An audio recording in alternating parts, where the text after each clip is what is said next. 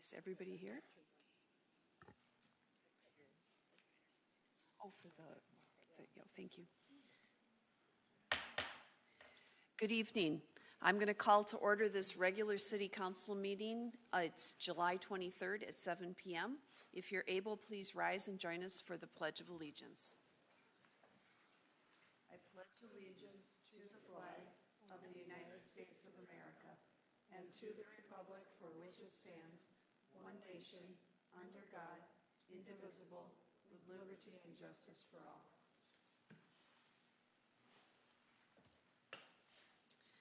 Thank you. Now we'll move on to the open forum. If you are watching online, you can call into open forum by dialing 1-415-655-0001 and use webinar access code 2631-334-4144 and password 1234. If you are here in the audience or online, we ask people to identify themselves by giving their name and also their address, and then they have 3 minutes to speak. And I have one person that has asked to speak, and I believe there's someone else that's also putting in their name. I don't see anyone online, so I think we'll go ahead with the one that I have, and then we'll add the others as we go along. So at this point, I would like to welcome Mary Best to come up and give her. Oh, is there a request? Oh, so you would like the first person? The order doesn't matter, so I'll do it in the order you would like. So I believe you would like to have Jerry speak first. So we'll call Jerry Doyle, and that's just fine. So if you go up to there, make sure the green light is on so we can hear you, and also give us your name and address. And you have 3 minutes to address the council, and we'll just take notes and won't respond. So we'll just listen politely. Okay, so great. Go ahead. I'm Jerry Doyle. I live at 6734 Oakland, which is just a softball throw away, the next block. I've lived here for about 20 years, and when I heard about what this was going to be about, it really kind of made me go, what's going on? Because first off, we don't have sidewalks. So if they put a bunch of parking on the street, in which there's some parking, people do it, but most people have driveways and garages with their houses. So you'd park there. What I've noticed over the years is there are a number of people that do walk, and they do have to walk in the street, and you have to be careful for cars in that case, but in most cases, no, because there's no cars on the street. And there's this old couple that walk by my house every so often where the husband has a condition where he either uses 2 walking sticks or he uses a walker if he's having a bad day. And he and his wife are walking along. So if they change everything where there's more cars parked on the street and they're walking, it puts them in danger. Also, there's a number of people I see. Well, first off, I walk because I have a dog. And number 2, I've been fighting cancer for 10 years. And I have to be out walking and doing something, otherwise it could be a big problem for me. Now I'm working towards being cancer-free, and it should be probably in the next 6 months. I've been doing a really good job with it. But I also see families walking with pushing baby carriages and such, and maybe with a dog with them too. Again, you'd run into a problem with that, because if you have more cars on the street, they have to walk further into the street, which makes it hard for them to avoid cars. And it's a big duck in between cars. There's so many people that do walk here, and I'm not saying, well, let's go put sidewalks in everywhere, because then people lose property on that because it becomes city property. But why are we doing this? Because I mean, I was in the military and spent some time in Europe and such, and there's a lot of close-knit neighborhoods and such because they've been that way for over 500 years. and often a lot longer, and everything built up around them. So you have that. If that's your intention to turn Richfield into Europe, then move to Europe. You know, it makes more sense than putting everybody else through what a few people want. To me, it just doesn't make a lot of sense to do what you're talking about doing. Yes, Oh, no, I was just saying you're reaching the end of your time, so. I'm done. All right, thank you, sir. You're welcome.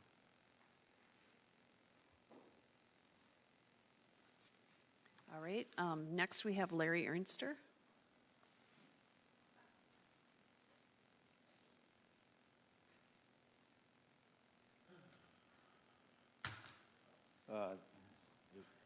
Michelle, no sign-in sheet. Okay. My name's Larry Ernster. I live at 6727 Elliott Avenue South. Good evening, Madam Mayor and council members. At the July 6th City Council meeting, I stated that Richfield is manipulating ordinances to isolate itself from its citizens. I used the example of microcommunities or homeless shelters as just one example of that isolation, and as an ordinance that did not need to be changed. The state statute allowed microcommunities. So Richfield did not have to do anything, but Richfield went farther to make microcommunities an accessory to an approved religious institution. Now, why did Richfield do that? To quote Staff Report 156, Richfield did it to, and I quote, to avoid frustrating and pointless public hearing process. So if Richfield was already required to follow the state ordinance, Richfield's change to the ordinance was not necessary except to stop Richfield citizens from participating in city government. And as I said at the January City Council, if you take away our voice, you will increase frustration and distrust of city government. So my comment at the July 9th meeting that the statute change was unnecessary was true from a legal standpoint. However, if the City Council wants to isolate itself from its citizens, then that change will satisfy their goal. Lastly, as I said at the last meeting, the parking ordinance is contentious and unnecessary. Compromise is an option. Approve the reduced parking requirements for Class 3 restaurants. Approve the parking requirements for museums, but leave the parking regulations, reductions for multifamily units unchanged, and use the variance process to evaluate projects on a case-by-case project on what is the best option for an actual development. At the June meeting, the city manager said variances could only be used in special cases. If you read Richfield ordinances, there is no mention of special cases or limitations on where variances may be used, but there is a process to follow. Implementing these parking regulations will allow construction without consideration or comment from citizens, and this ordinance will further isolate the city from its citizens. The city has a variance process. Use it. Vote no on the parking ordinance. Thank you. Thank you.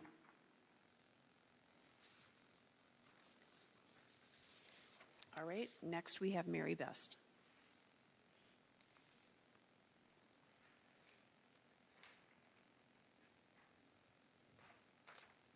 Do I have to sign? So apparently we don't have a sign-in sheet, but you all filled out the form, so I'll You pass know me. those to the city clerk. Thank you for asking. You know me. Okay. Good evening, Mayor and council members. I come here again tonight to request that the City Council reject the proposed parking ordinances that will eliminate or reduce parking requirements. The proposal includes too many changes that will affect future residences and businesses that have not even been planned yet. I do not believe the City Council or the Planning Commission can define rules that will cover all future circumstances. Staff has acknowledged that its implementation would have unexpected consequences. Parking or lack of it is already a contentious issue in Richfield. Ask any apartment resident living in one of our mega complexes that don't provide enough parking for its tenants. And don't forget their neighbors who have no street parking in front of their own homes. Reducing parking requirements seems immature. There's no urgency and no need to change the parking ordinances. It may be more prudent to delay until the new council is seated. The city has a variance process that allows for consideration of any actual project that comes before them. And the variance process allows for citizens' participation. Notice that picture. Try to get your car out of that unfortunate unintended consequence. You'd be late for work for sure. Councilmember O'Leary published a paper where he cherry-picked existing Richfield businesses claiming that they could not be built today because of our ordinances. Yes, they could. That's why the variance process was developed, to consider exceptions. I point to the new business, Swoop Optical at 66 and Elliott, as a success story for the variance process. So tonight, reject the proposed parking reductions. The reductions do not address staff concerns. Staff documented off-street parking issues, access for emergency maintenance vehicles, sidewalks, boulevards, ADA requirements, and biking issues. And the gentleman mentioned the walkers and people with dogs and kids, all trying to share the street. Tonight's rewrite of the proposed ordinance has softened or dropped some of the original concerns. However, none of the original concerns have been addressed, except sidewalks, very expensive sidewalks, which will be reviewed at some time in the future. We have a variance process, let's use it.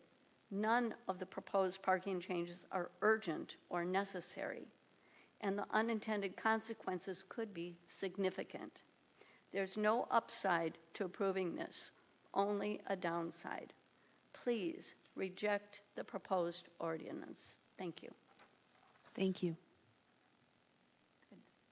Is there anyone else that wishes to speak that's here this evening? And City Clerk Friedrich, I can't see the screen at the moment, so is there anybody online? All right, thank you. So then we'll close the open forum. If you could pass these down to the city clerk so that we get the names recorded, thank you.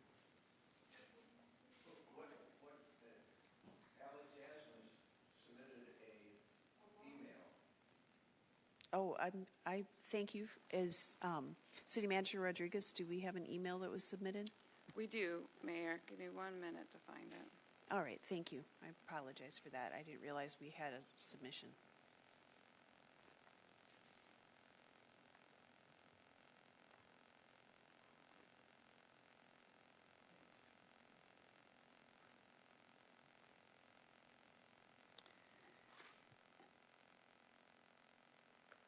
Dear Madam Mayor, City Council members,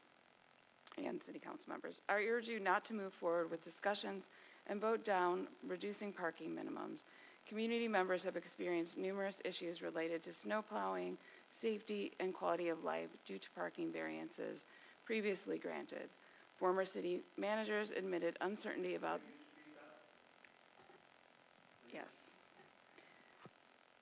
Former city managers admitted uncertainty about the real outcomes, and the lived experiences have been negative. Making this reduction citywide will only exacerbate these issues, many of which were highlighted by public safety officials. The public is already voicing concerns about developments like Penn Avenue, echoing the same outcries from years ago with other neighborhoods. Mayor Supple, you are well aware of these issues, which have not improved. In fact, just a few days ago, my 4-year-old daughter was nearly hit by a speeding vehicle at the end of our driveway due to street-parked cars limiting visibility. The numerous slow-down signs in our yards were not effective. With the upcoming election, it seems this decision is being rushed before significant turnover among decision makers. It would be irresponsible to make such a significant and nearly irreversible decision now, especially considering the concerns raised by law enforcement, fire safety, and city engineers. This is quite obviously a baby step towards the goal of complete elimination of parking minimums desired by a few decision makers. The proposal to eliminate parking minimums is based on flawed, non-comprehensive, and biased studies conducted by our own council members, with many assumptions posing significant risk to our community. The studies focus solely on non-comprehensive tax assumptions and underestimate actual parking needs, such as ignoring peak times and special events, leading to severe shortages and increased traffic congestion. Our infrastructure cannot handle the overflow parking that will spill onto residential streets, many of which lack sidewalks, creating safety hazards and reducing quality of life. Emergency services, deliveries, and snow plowing have and will face delays, compromising public safety. In addition, maintaining parking minimums is crucial for promoting equity in today's dynamic economy. Many people rely on additional vehicles for income through rideshare services and other gig economy roles. They also have multiple vehicles due to apartment sharing. Removing parking options only benefits developer revenue and disproportionately affects those who depend on their vehicles for work, undermining economic opportunities and fairness.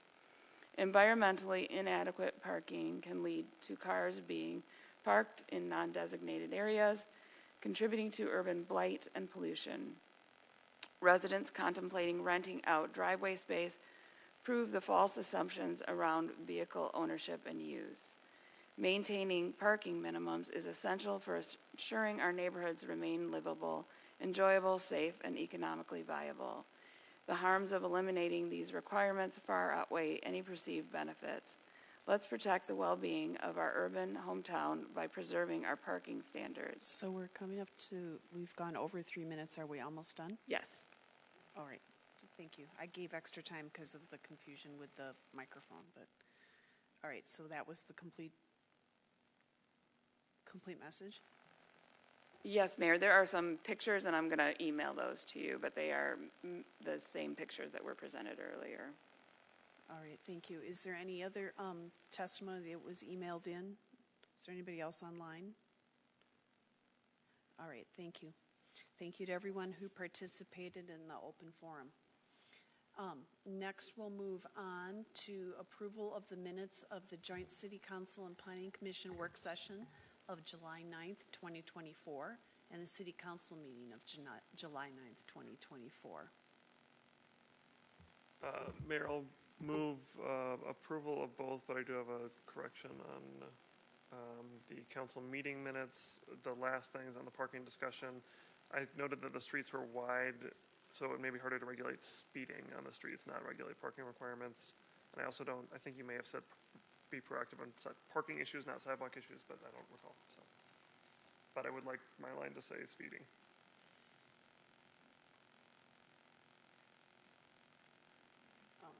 The part I said actually both, but Oh, okay. the sidewalk. Okay. But if we could make that correction, are we clear with what the correction is? Okay. All right.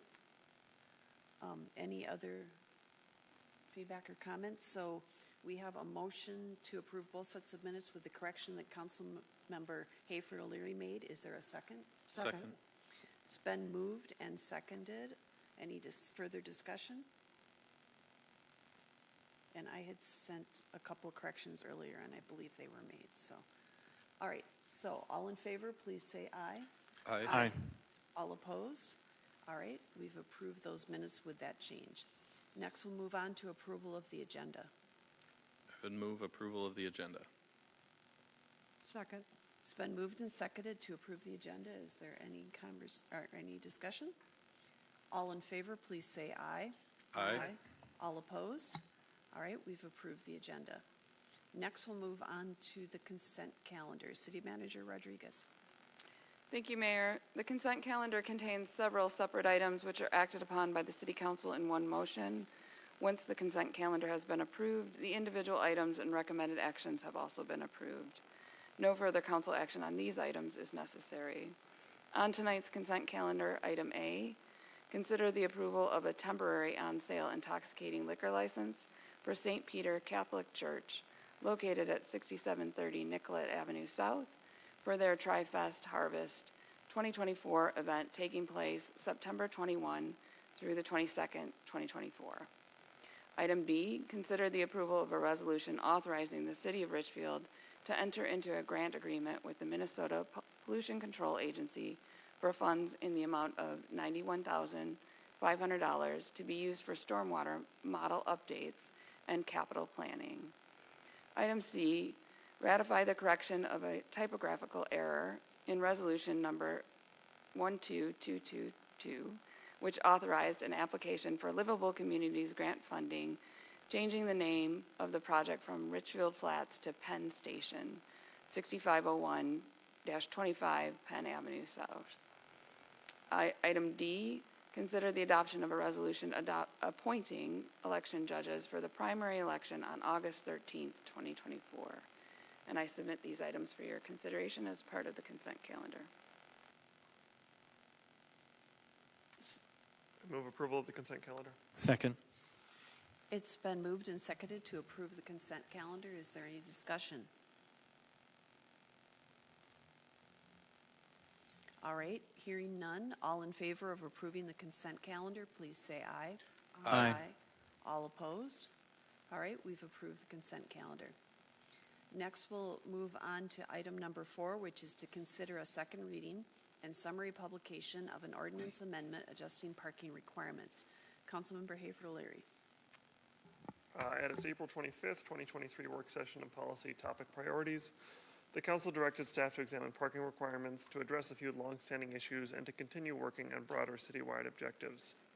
A joint work session was held with the Planning Commission and the City Council on February 26, 2024. The attached ordinance is a result of the direction provided by council members and commissioners at the work session. In short, the ordinance updates the city's parking requirements the following ways. Number 1, reduces the requirements for a Class 3 restaurant. Number 2, creates a requirement for libraries, museums, and art galleries. Number 3, expands the council's flexibility in relation to non-driving populations. 4, adjusts the requirement for multifamily housing to be consistent across all zoning districts at 1.25. And 5, revise the parking maximum for multifamily only to ensure developments have the flexibility needed to secure financing. The Planning Commission held a public hearing on May 29th. The Commission recommended approval of the ordinance as presented and recommended that the Council consider an additional study of the city's sidewalks policies and funding, as well as additional study of reducing or eliminating parking requirements in areas in close proximity to high-frequency transit lines and stations. Following Council discussion, the first reading was approved on July 9th. Does staff have anything to add before we make a motion? I do not, but I'm happy to answer any questions you might have. Are there any questions? Yeah, one of the questions I had was, I know that at one time that they were talking about having one-sided street parking only, you know, at one point. Is this a whole, my question would be, would that be year-round? Would it be certain areas of the city or the entire city? Or if somebody could explain that. So it's my understanding that your question is that if we need to change like particular traffic parking on an individual basis, how would that be handled? Yes, that's Okay. correct. Yes, thank you, Mayor Supple, members of the council. I believe that was brought up as an example of what might happen if there were a narrow street where plowing became an issue or safe passage became an issue, that one of the items that Public Works and Public Safety might explore would be restricting parking on one side of the street. That was just given as an example. I think in any case where there would be a parking problem created, we would look at that problem individually and see how to solve it with the least impact to all parties. So if it was simply installing signs to remind people to park 30 feet back from a corner, that might address it, as opposed to restricting parking to one side. It would just depend on the particulars of the situation. So Does it that would help? not be- It would not be the entire city then? I mean, That's it would just correct. be because some of the streets, I've driven around in some of the streets in the, kind of the northwest part of the city, and they are very narrow. And you have cars parked on a summer day on both sides, and you have an issue of just a vehicle going down the middle of that with another vehicle coming at you. Something has to give as far as who's going to go first. And if you get fire trucks and ambulances and police cars going through there, it would make it very difficult. So, All right, did that finish your question? yes. All right, Councilmember Hayford O'Leary. I just wanted to respond a little bit more, Councilmember Christensen, just to be clear on, so this is really just regulations for what happens on private property and what our expectation is. But I remember at the last meeting we talked through, as Director Paleman said, how should the city be responsive and reactive when there is a possible issue of too much parking on the street? So we're not setting any regulation about where there should or shouldn't be one-side parking. All I recall from the last meeting is just that we said, if Public Works believes this is important for a safety purpose, we support doing that in advance of a building opening as opposed to only waiting for a problem like you're describing. Right, right. So, okay, because I know one of the areas that I drove through recently was the new development over, and we had residents say different things about the parking problems over by Linview Apartments over on Lindale there. And some of those back streets are very clogged. And this was like middle of the afternoon on a middle of the weekday. So it's kind of concerning that, the rest of the city is enjoying larger streets, but the way they're designed, perhaps the way the developer designed the building or whatever the issue is, that there's just too many cars parked on the street that's pretty clogged. So, I would, one thing I would suggest that we had a long discussion at the last meeting, so if anybody's watching this, we had explanations of the Traffic Control Committee and all the different things. But also, if someone needs more information about that and help with how to use that system, you can contact the staff or any of the council members. So I want to make sure that is a robust tool that can be used, and that's been mentioned a lot. And I think, you brought up those examples and they came up at the last meeting. So I would encourage people to watch that discussion as well. Is there any further discussion this evening? Councilmember Troutman. Thank you, Mayor, and thank you, staff. And just on that note of the traffic committee, which I found really helpful discussing that, and we talked about staff being able to utilize that more. And just another comment in that regards, some of the I know it's a pretty high barrier for residents to be able to organize sometimes to get like there's the threshold of signatures, I think, is pretty high. I may be wrong about that, but evaluating like the number of residents that need to get signatures to request no parking or limiting parking might be something worth considering as well. Okay, I think correct me if I'm wrong, and staff can correct me. I think what you're referring to, like if someone's requesting no parking in front of their house, the adjacent neighbors have to also agree with that, and I'm not sure how that works with multifamily buildings, so that's something we may need to look at. So, Councilmember Whalen. I would also add there might be some specific scenarios like that. I've also had literally one person raise a concern to me and passed it on to the traffic committee, and they talked through it. And so for folks listening, you should not feel like that is a large burden. The main thing that I wanted to say, I said it last time, I'll say it again, it feels like this conversation is often assuming that the status quo is cost neutral. I've heard a lot of comments from folks who are questioning why we're doing this. It feels like it's not needed. And so I wanted to talk about the cost of, quote, free parking. And so for folks who don't know, and I had to look this up, I didn't know either, the cost to create a new parking spot in a new development is about $50,000 for a surface parking lot, and about double that, $100,000 for a underground structured parking spot. And that adds up. That the difference, for easy math, an example of a 40-unit apartment building, which we've had a few of over the last 5 years, with a 1.25 parking minimum versus a 1.5 parking, that's the ratio per unit parking minimum, that's a 10-spot difference. And I'm not denying that neighbors notice if there are 10 cars on the street or not. That is true. And to build those 10 spots, which is often underground, would literally be $1 million. Even if it's surface level lots, that's $500,000. That cost, if you assume that a developer is willing to pay it over the course of a 30-year mortgage, which I think is a generous assumption. A lot of them expect returns and profits much more quickly. But if you paid that over a conventional 30-year mortgage with like a 7% interest rate, which is low right now, that is an additional $165 a month per every unit in that building for 30 years. And the thing that I hear from folks about a lot is the cost of housing right now. People can't afford their homes. And the other piece, you might say, oh, well, that just impacts who chooses to live there.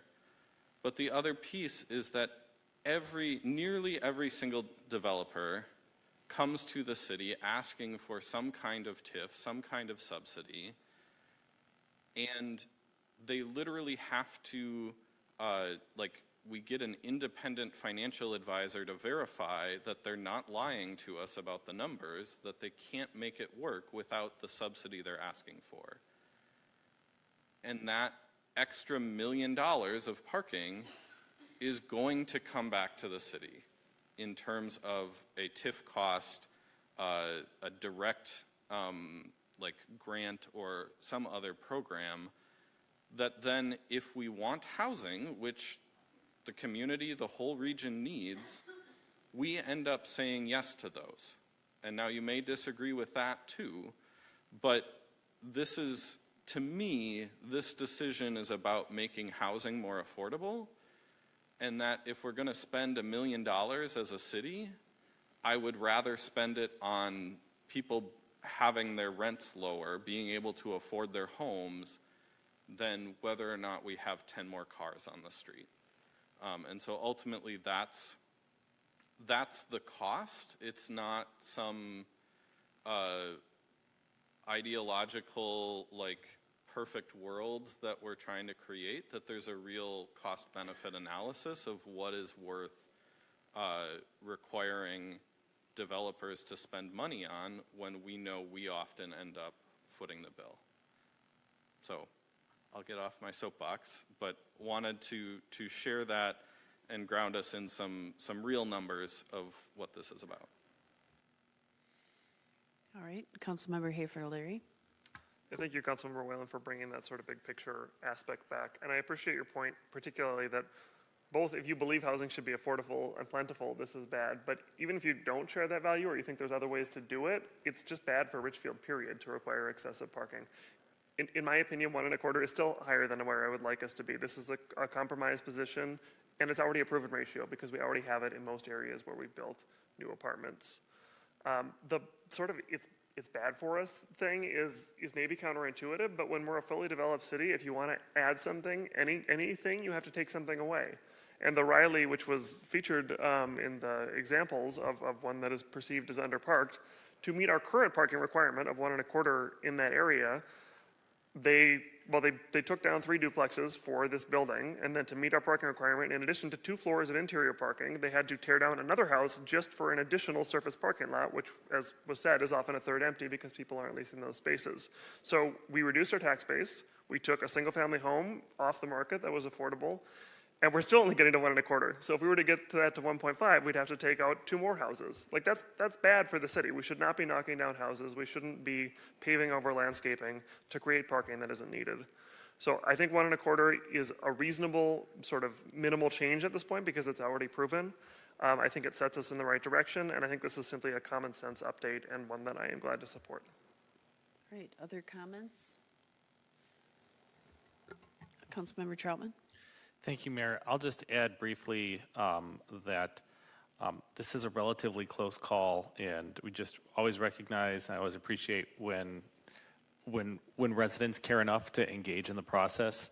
I also don't think that it's existential in that this is a relatively modest change with good points on both sides, in that it's our planning commission who are our residents and our neighbors that looked at this and came to the conclusion. And so I'm glad to support it, but I also appreciate just the candor and the integrity that our staff and our volunteers engaged like they so often do in policy decisions like this. Thank you. Other comments or questions? Before I get into how I'm going to vote, I do want to really emphasize that we do need to look at if an unintended consequence comes up, we need to utilize the tools we have, like the traffic control and traffic, I don't know if I'm saying the right name for it, the traffic, go ahead. Madam Mayor, it's the Traffic Control Committee. And just to clarify, any one individual can submit a request to the Traffic Control Committee. There are thresholds for certain things, like if you would like parking on your entire block, additional people need to sign off on that. But if you are submitting a request to the Traffic Control Committee because you have a safety concern, the Traffic Control Committee is going to examine that issue. It's just one person. It's an online form. Thank you, because that was what I was going to try and get more. I don't want to create a barrier to getting to the Traffic Control Committee, because no matter what happens and whatever we decide tonight, there are parts of the city where people have concerns, and we need to utilize that Traffic Control Committee and think proactively and learn from our experiences if there was an issue last winter to fix it this winter. So thank you for that clarification. I appreciate it. And thank you for clarifying the name of the committee so people can find it when they search on the website. So as Councilmember Troutman said, this is a very tight issue. I can see pros and cons on both sides of it. What I come down on, I guess, maybe has to do with my history as a person that's been a negotiator for contracts and various things, is I like to be able to have some discretion so we can say, hey, if you want to build here, that's awesome, but we have to consider whether we need a sidewalk. And so I like having a little bit of discretion to do a little bit of negotiating. And so that's where I'm coming at when I'm looking at this. If I look at the list of the 5 things, I'm fine with reducing the requirements for the Class 3 restaurants, creating requirements for libraries, museums, and art galleries, expanding our flexibility in relation to non-driving populations, and revising the maximums as we need. Those are all good things, and I appreciate the input and the thought that went into those. My sticking point is number 4, because it just bothers me to give up discretion. I like to have a little bit of wiggle room to do a little bit of negotiating. So I will be voting no for that reason, but I do appreciate all the input, and I appreciate all the arguments on both sides of it. It's a very, very difficult decision to make, and I do think there was a lot of thought that went into it. Is there anybody else that would like to add anything? Oh, Councilmember Whalen, go ahead. I have less concrete numbers on this, but also want to point out that discretion is not cost neutral, that delays in projects, which additional meetings, additional council decisions, additional planning commission decisions, they take time. And I know on a housing bill at the legislature this past year, I heard someone from one of the northeastern suburbs talking about how their project took 2 years longer than they expected, and that increased their cost $7 million. And so that is maybe an extreme case, but just, again, decisions are never cost neutral, and so want to be sure we're weighing that as we decide. Thank you. That's a point well taken. Councilmember Hayford O'Leary. I do want to add another word for that predictability. I think it's also important in terms of a developer picking a site and knowing what barriers they're going to have. In Minneapolis, there is no parking requirement at all. You can choose to provide as much parking fits on site, as much as you think your tenants are going to need. So even just that we have it at all is creating unpredictability and a lot more challenges getting it to fit on the site and meet our requirements and have room for cars to turn. There are other aspects that also tend to require more things. I think we're getting better about this in Richfield, but we still have a lot of squishy decision points. So you're both going to add cost to your project, but you also why would you choose to do the project here when you know it's going to be more expensive, when you know it's going to have a lot more uncertainty, and you're not going to know until the council fully reviews and gives their final sign-off. Whereas in other communities, you can look pretty clearly, see what their requirements are, see how much it's going to cost to build a building that meets those requirements, and decide if you're going to move forward with your investors or not. So I do think ultimately moving towards a system where the rules are always clear, where you know what it's going to cost or to the best extent you possibly can, and you know whether it makes sense to build in that community, I think that would only benefit us. I don't think what we're doing today changes that radically. I think it's a small incremental step, but it is a small incremental step in the right direction. All right. Is there any other comments, questions, discussion?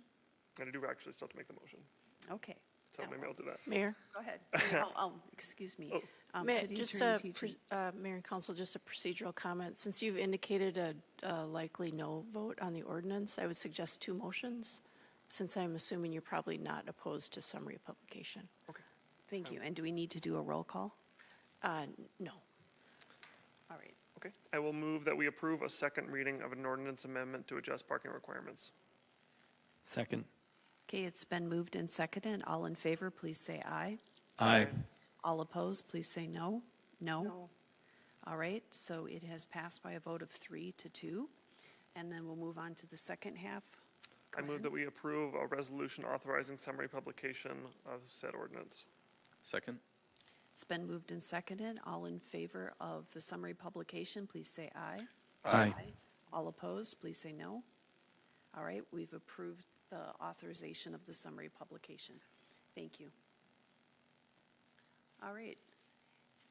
Moving on, we'll go on to the city manager's report. City Manager Rodriguez.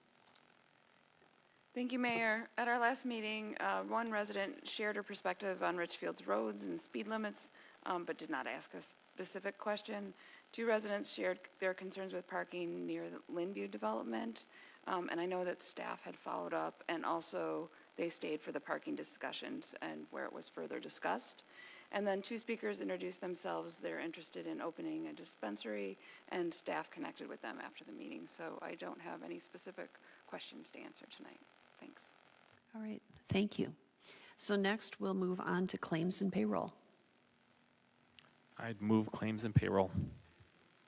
Second? It's been moved and seconded to approve claims and payroll. Are any questions, discussion? All in favor, please say aye. Aye. All opposed?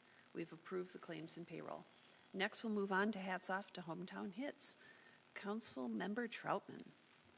Thank you, Mayor. I just have one brief hats off. We had a work session with our architectural firm with some initial proposals for designs for an updated Wood Lake Nature Center. And I just want to thank everybody who has participated in community and given insight and feedback. And I thought the conversations they organized were excellent in how they elicited community feedback, and they had pictures of the poster boards with the comments that community members had and all the different ways that people were able to give input about what they loved, what they wanted to change, what they wanted to keep, what they didn't want to keep in the new.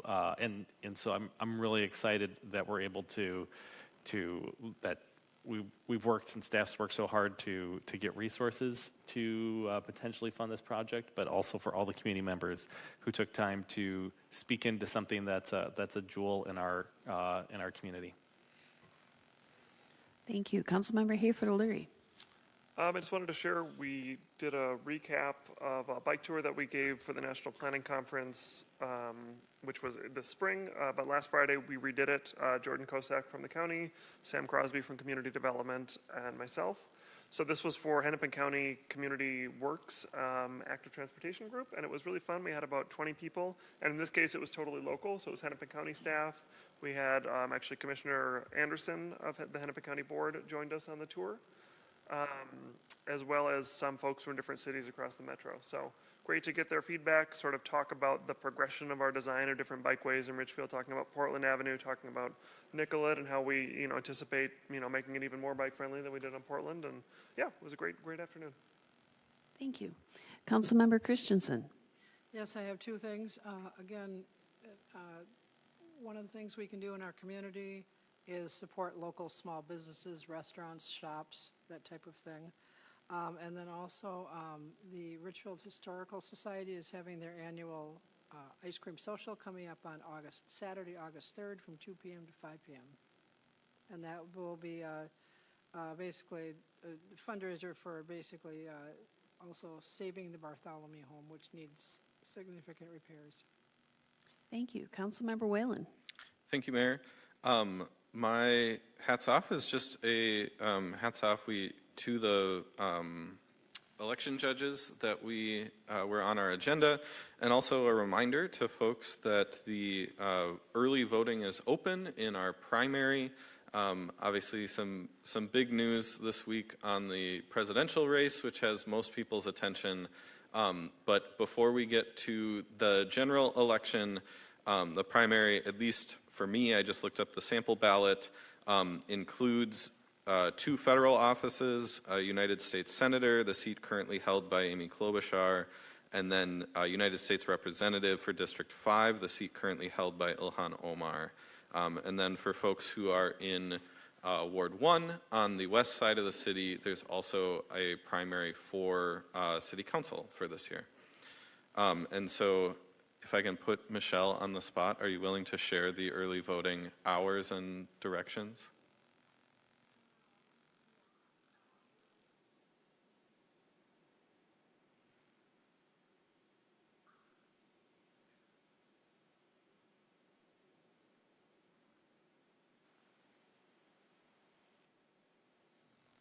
Thank you. And it's here at City Hall for any Richfield resident. If you live elsewhere, you gotta go look it up on mnvotes.org. But thank you. So I want to make sure, I'm not sure that was on the microphone. Could people hear that? So can you come use my microphone and repeat that information? Is this better? Oh, that's much better. Perfect. Thank you. Okay, let me repeat that.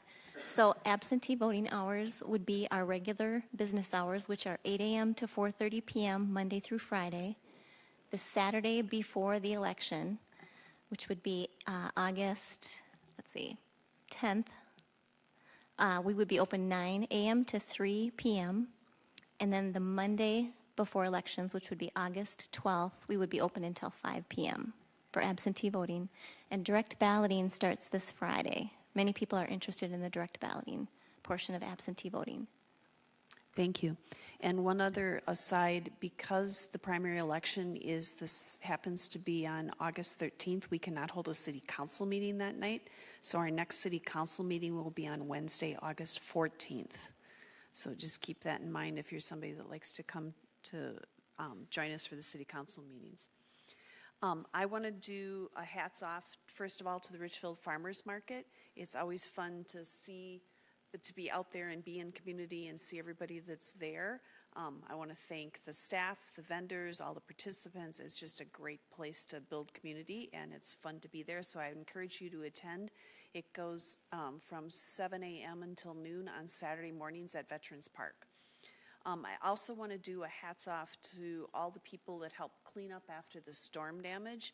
I know we had some pretty severe weather, and there was a lot of electricity that was out in a lot of places, and I heard stories of community members helping each other out. I heard our first responders going to help people that perhaps needed electricity for an oxygen machine or some other kind of help that way.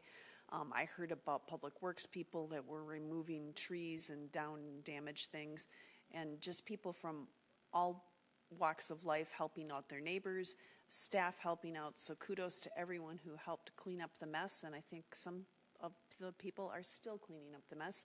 And also finally a thank you to all the people that worked on the electrical lines, because I know that's tough work, and they were out there in the 90-degree heat working on it. So it wasn't just the people in their homes that were sweltering, it was the people that were fixing the problems that were sweltering. So thank you to everybody that helped out with all of that. With that, we have no further business, and I'll entertain a motion to adjourn the meeting. I'd make that motion, but could I just Sure. just highlighting, just reminded me that those public works folks, a lot of folks don't know, were just working up through the middle of the night. They were up at 3 a.m. Clearing lines, which is not normally when our public works folks are up. So I thank the mayor for saying that, but just wanted to give them an extra shout out because that is literally above and beyond the call. And I would move that we adjourn. I'd second that. Okay, there's been a motion and a second to adjourn the meeting. All in favor, please say aye. Aye. All opposed? We stand adjourned. Thank you.